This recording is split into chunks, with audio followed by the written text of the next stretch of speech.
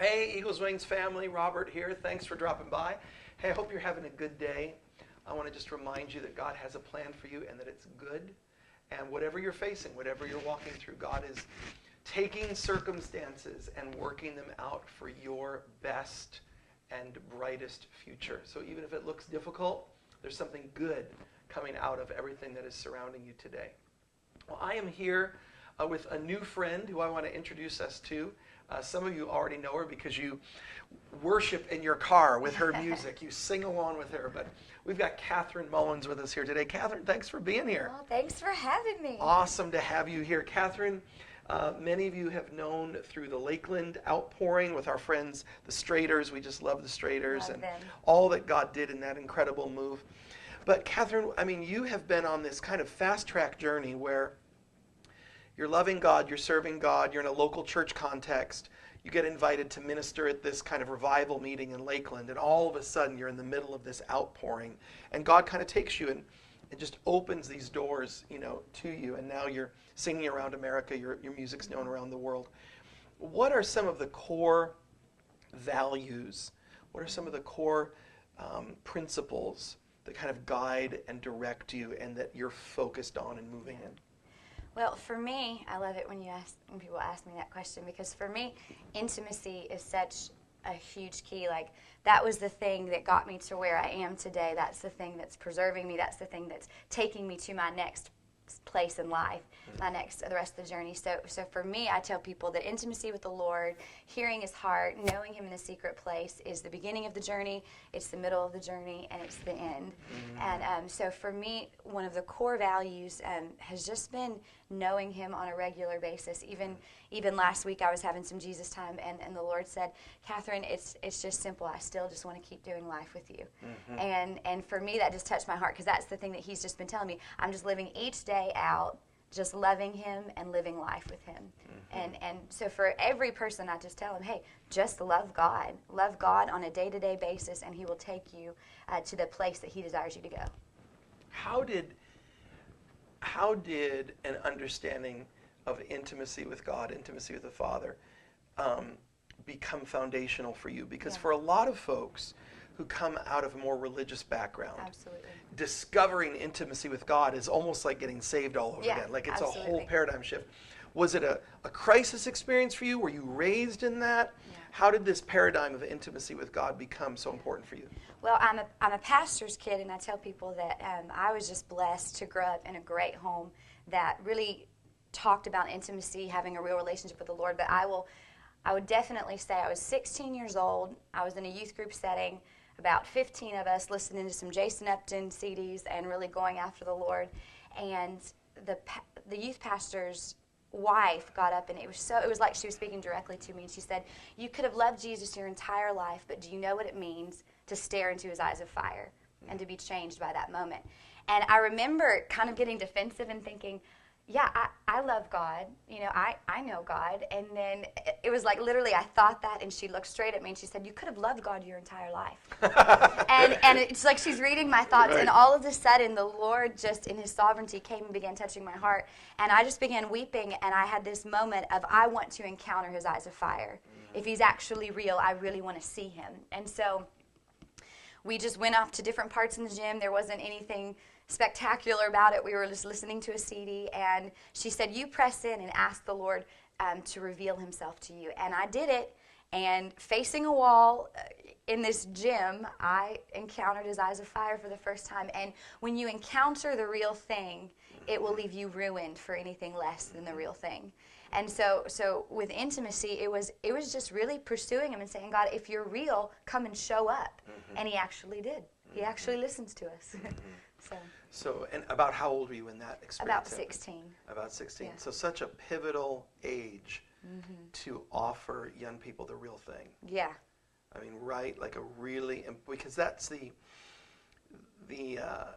rejection of the inauthentic. Oh, absolutely. The rejection of the formal. Yeah.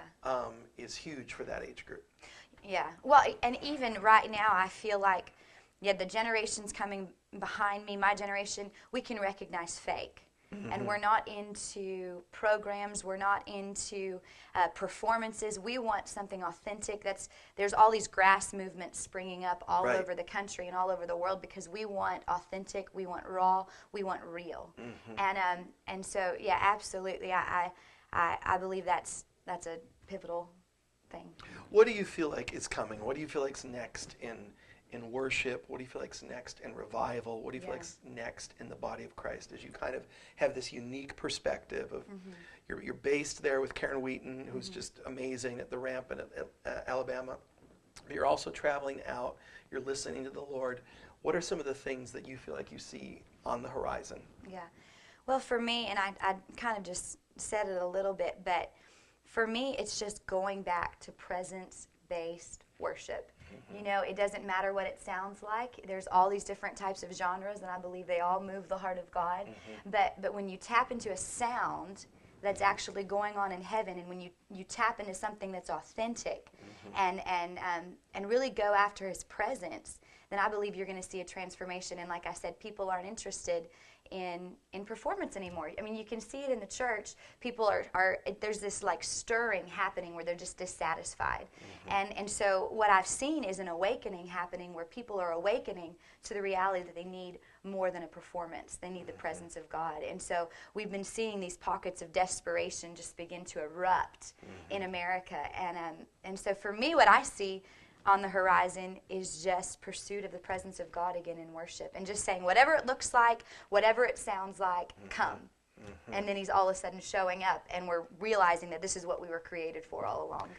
Now, this is the first time we've met. Yeah. And so forgive me, but I'm going to ask you a tough question. Okay. On camera. Okay, all right. Because I love what you've just said. Yeah. I do. I mean, I believe in it 100%. But you're a pastor's daughter. Yeah. You're raised in the church. You're working in a church context. Yeah. How do you bring together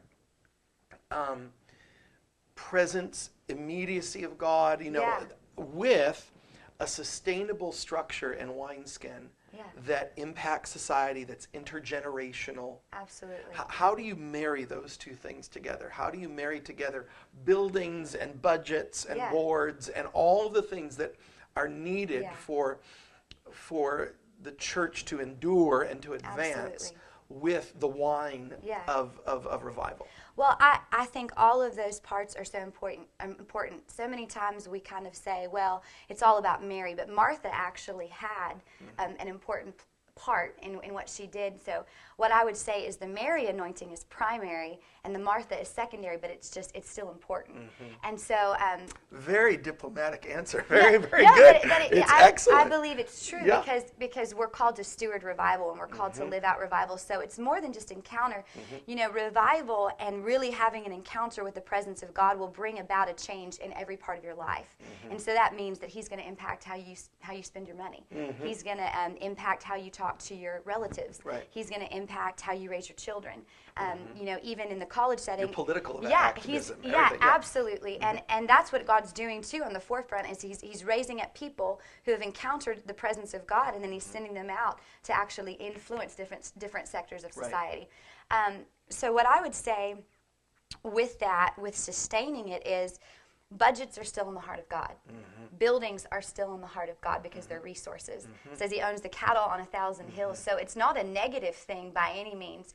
But I guess there's a reversal coming where we've had our focus for so long on so many of the Martha things in the church that we've almost neglected the Mary. And God's bringing us back into the balance of that and saying, okay, let's encounter the Lord and let's give Him back His church.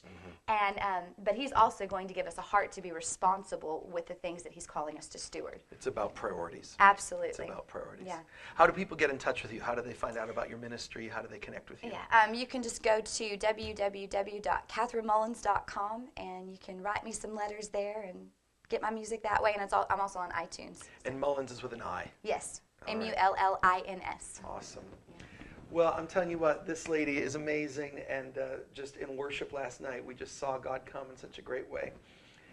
Pray that you're encouraged today. Pray that you're being strengthened in the Lord, that you're walking in intimacy with God. Amen. He's right there with you wherever you are right now, and He's present, and He's real, and He's making a difference in your life and through your life in this generation. So thanks for stopping by. Be encouraged today. We want to see you again soon, and keep praying for the peace of Jerusalem. God bless you.